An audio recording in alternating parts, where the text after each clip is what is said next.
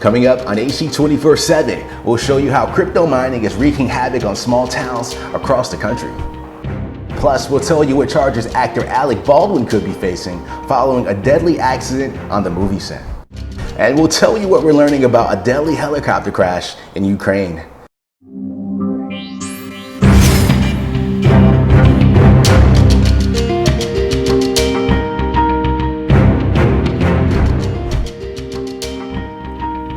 Hey there, welcome to another edition of AC 24/7. I'm Alec Baldwin. A different type of pollution disrupts life for people in an Appalachian town in North Carolina. Banks of servers run all day, every day. They consume huge amounts of electricity from coal and natural gas and make a lot of noise. The Advocate Channel's Bill Weir reports. This is a sound of Green Mountain Farm. Certified by Quiet Parks International as one of the most peaceful spots in North Carolina. Thanks to their rare local enforcement of laws against noise pollution. Meanwhile, about 90 minutes away, beautiful Cherokee County sounds like this. It is stack upon stack of computer servers, and the fans needed to cool them. This is what's known as a crypto mine, and it makes the sound of people in San Francisco trying to make virtual money. How do you describe that noise? So we're probably sitting at probably 65 decibels right now.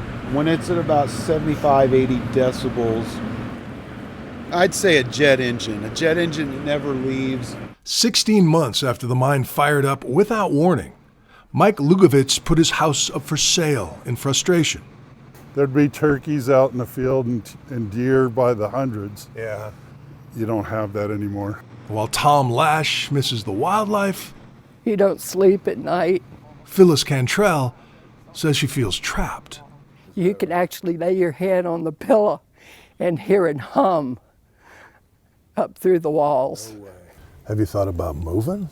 We're 73 years old. Where are we gonna go? Imagine a game where the dice have 1 billion sides, and the first person to roll a 10 wins. That is essentially crypto mining. And to play that game these days, you need computers. Thousands of computers running 24/7, 365.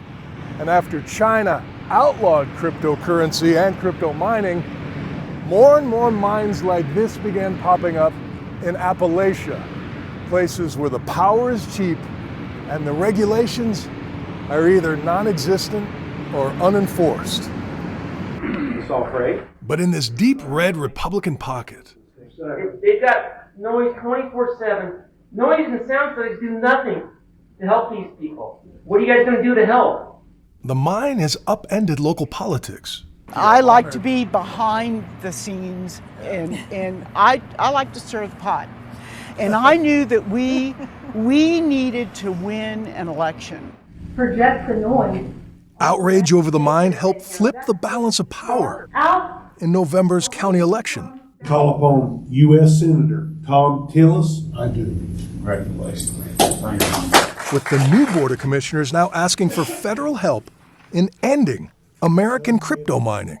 To introduce and champion legislation through the U.S. Congress to ban and or regulate crypto mining operations in the United States of America.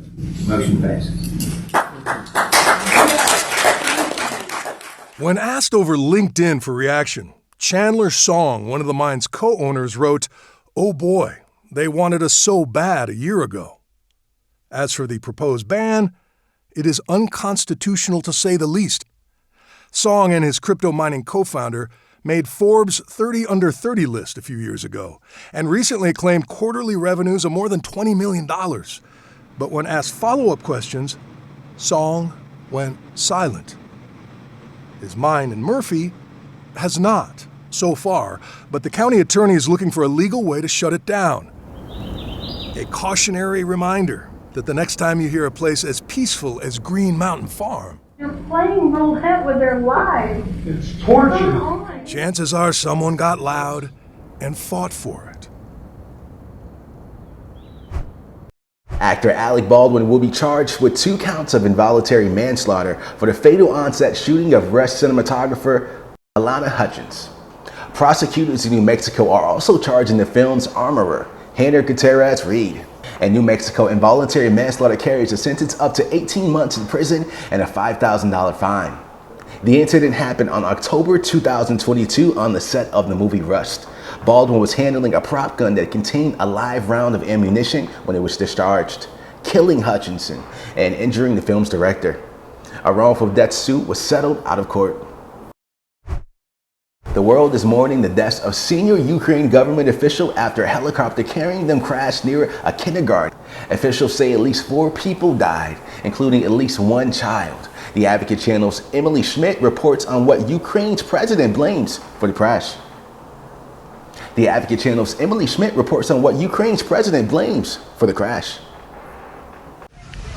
All that was normal about a weekday morning, kids at kindergarten, a neighborhood coming to life, all that stopped when a helicopter carrying some of Ukraine's top leaders plummeted from the sky. We confirm the deaths of the Interior Minister Monastrisky, First Deputy Minister Yenin, and the Ministry of State Secretary.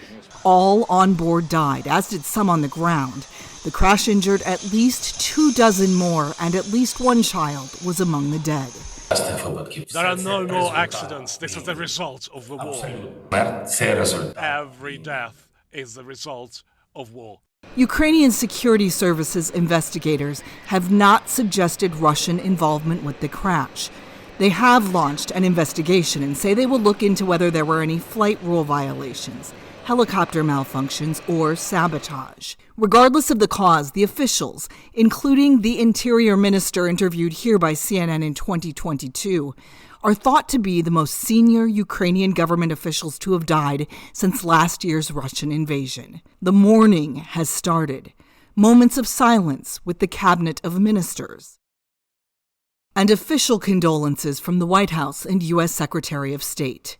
And we stand with our friends in Ukraine in mourning their loss. Ukrainian President Volodymyr Zelensky says tragedies are outpacing life, with the cost this day all too clear. I'm Emily Schmidt reporting.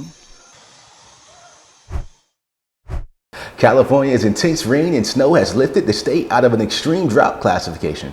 That's according to the U.S. Drought Monitor. It's the first time in almost 3 years that the state has not had an extreme or exceptional drought rating, which are the 2 worst designations. Santa Barbara and Ventura County saw the biggest improvements, though they almost got the brunt of the flooding and mudslides.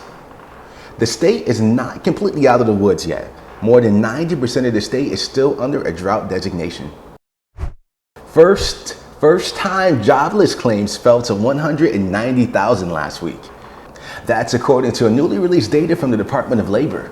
The dip of 15,000 claims was not expected. Economists had actually expected the number of first-time unemployment claims to rise. The decrease indicates the labor market is still tight, but continuing claims have been on the rise. There's a new report on how often you should be screened for colorectal cancer. In 2021, the recommended age to have your first colonoscopy was lowered to 45. Generally, as long as the initial colon screening is negative, patients can wait 10 years before getting another one. Researchers followed 120,000 people ages 64 and older in Germany from 2013 to 2019. They found that the current 10-year screening intervals for colonoscopies are safe, and that extending intervals between screenings may be acceptable, especially for women and younger people without gastrointestinal symptoms. Detection rates of abdominal growths were higher in men and people 75 years or older. Colorectal cancer is the second leading cause of cancer death in the U.S. and is becoming more common in young adults. Thank you for joining us for another edition of AC 24/7. For more content that advocates for you, go to advocatechannel.com and follow us on Instagram, Twitter, and Facebook, and subscribe to us on YouTube. For the Advocate Channel, I'm Alec Baldwin.